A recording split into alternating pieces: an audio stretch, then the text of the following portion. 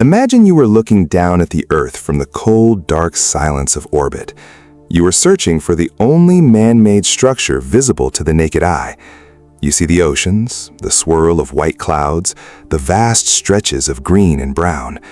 Then you see it, a long, gray, undulating stone dragon carved into the mountains of China, the Great Wall. It is the ultimate symbol of human persistence, an ancient, continuous stone barrier that has stood for millennia. It is the physical manifestation of an empire's will. There is just one problem with this image. Almost every single thing I just described is a psychological projection. It is a myth. Not just the part about seeing it from space, that was debunked years ago, but the very idea of the Great Wall itself. If you went to China today expecting to find a single, continuous 2,000-year-old stone wall, you would be looking for something that has never actually existed. What we call the Great Wall is less of a physical structure and more of a massive, collective psychological construct. It is a masterpiece of branding, a triumph of selective memory, and a fascinating case study in how the human brain organizes chaotic reality into neat, heroic narratives. Over the next few minutes, we are going to dismantle the stone and mortar of your expectations to reveal a much more interesting truth about how we perceive history, how we fall for national marketing, and why your brain is wired to believe in things that aren't actually there. Think about the mental image you have of the wall right now. You're likely picturing the stone battlements of Badaling or Mutianyu, those iconic sections near Beijing with the gray bricks and the watchtowers. This is the version of the wall that appears on postcards and in movies. But here is the first psychological disconnect. Those sections represent less than 1% of the total structure, and more importantly, they are relatively new. While we like to imagine these stones were laid during the time of the ancient emperors, the walls you see in photos were mostly built during the Ming Dynasty in the 1400s and 1500s. Even then, they weren't part of a grand, unified plan. For the vast majority of its existence, what we call the Great Wall was actually a series of disconnected earthen mounds, ditches, and wooden fences. In many places, it wasn't a wall at all, but simply a line in the dirt that has long since eroded into nothingness. So why do we call it the Great Wall? Why do we use the singular, definite article for something that is plural and disjointed? This is where the psychology of categorization comes in. Our brains hate complexity. We struggle to process thousands of miles of unrelated dirt piles built by different dynasties for different reasons over 2,000 years. So we simplify. We take a chaotic mess of history and we slap a single, powerful label on it. We perform a mental grouping, a Gestalt principle where our minds perceive a series of individual elements as a single, recognizable whole. By calling it the Great Wall, we aren't describing a geographical reality. We are satisfying a psychological need for order. But the myth-making goes deeper than just a name. Let's talk about the visible from space legend. This is one of the most persistent urban legends in history, and its survival tells us more about human psychology than it does about optics. We now know, thanks to every astronaut from Neil Armstrong to Chris Hadfield, that the wall is invisible from low Earth orbit. It's too narrow, and its color blends perfectly with the surrounding terrain. It's like trying to see a single human hair from the top of a skyscraper. Yet for decades, this was taught in schools. Why did we want to believe it so badly? Psychologically, humans have a deep-seated desire for our species to leave a permanent mark on the universe. We want to believe that our efforts are so grand, so great, that they transcend the scale of our planet. When we say the wall is visible from space, we are really saying that we matter. We are projecting our need for significance on a pile of rocks. It's a form of collective narcissism. We created a legend that matched the scale of our ego, and then we refused to let it go, even when the physical evidence proved us wrong. Now, you might be wondering, if the wall isn't this ancient, continuous stone wonder, then how did it become the most famous landmark on Earth? The answer lies in a fascinating shift in the early 20th century. For centuries, the people living in China didn't actually think of the wall as a single entity, and they certainly didn't think of it as a symbol of pride.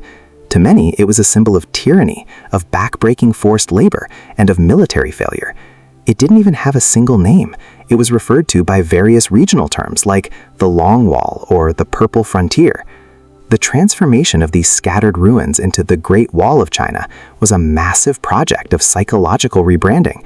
It started largely with Western travelers and mapmakers who were obsessed with the idea of a Great Wall that echoed the grand monuments of Rome or Egypt. They drew maps showing a solid, unbroken line that simply didn't exist on the ground. They took a few stone sections they saw near the capital and extrapolated them across the entire continent. This is a classic example of the availability heuristic. People take the most easily recalled or visible information, in this case the impressive stone walls near Beijing, and assume it represents the total reality. This Western romanticism was eventually adopted by Chinese nationalists in the 20th century. They realized that a young, modern nation needed a powerful symbol of unity and strength. They took the Western concept of the Great Wall and turned it into a cornerstone of national identity. They began a massive campaign of restoration, and in some cases total reconstruction, to make the physical reality match the myth. They weren't just repairing a wall, they were building a psychological anchor for an entire population. They created a site for the world to visit that looked exactly like the legend, ensuring that the confirmation bias of every tourist would be satisfied. You go there, you see the stone, and think, yes, the stories were true, never realizing you are standing on a carefully curated stage set designed to validate your existing beliefs. This leads us to a darker side of the wall psychology, the illusion of security. Why do we build walls in the first place? Whether it's the Great Wall, the Berlin Wall, or modern border fences, the psychology remains the same. Walls are physical manifestations of our fear of the other. They are designed to create a clear distinction between us and them. But historically, the Great Wall was an abysmal failure as a defensive structure. Invaders simply went around it, bribed the guards, or found the many gaps where the wall didn't exist. The wall didn't keep people out, it just gave the people inside a false sense of safety. This is known as security theater. It's the same psychology that makes us feel safer when we see a TSA agent at the airport, even if the actual effectiveness of the screening is debatable. The Great Wall was a massive, multi-billion-hour investment in a psychological security blanket. It was built to manage the anxiety of an empire, even when the military reality suggested it was a waste of resources. The fact that dynasties kept building it, despite its repeated failures, is a perfect illustration of the sunk cost fallacy. They had already invested so much in the idea of the wall that they couldn't admit it didn't work. They doubled down on the brick and mortar because the psychological cost of admitting the wall was an illusion was too high to pay. Think about how this applies to your own life. We all have our own great walls, mental barriers we build to feel safe, labels we use to simplify complex realities, and myths we tell ourselves to feel more significant. We see what we want to see, and we ignore the gaps and the crumbling mud. The Great Wall of China is a mirror. It reflects our tendency to prioritize the narrative over the truth. It shows how easily we can be manipulated by branding and how desperately we crave a sense of continuation in a world that is actually fragmented and chaotic.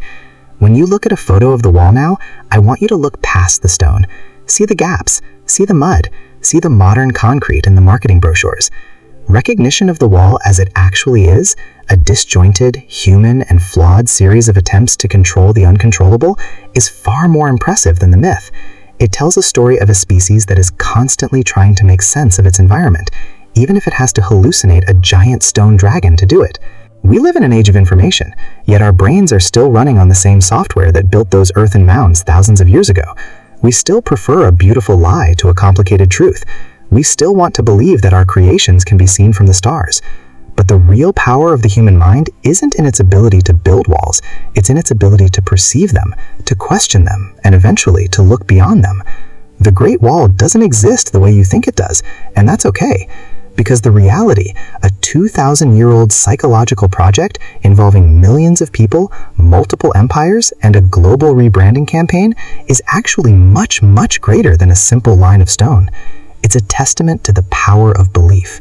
And once you understand how that belief was constructed, you start to see the walls everywhere else in your life. You start to see the narratives that have been built for you and the ones you've built for yourself.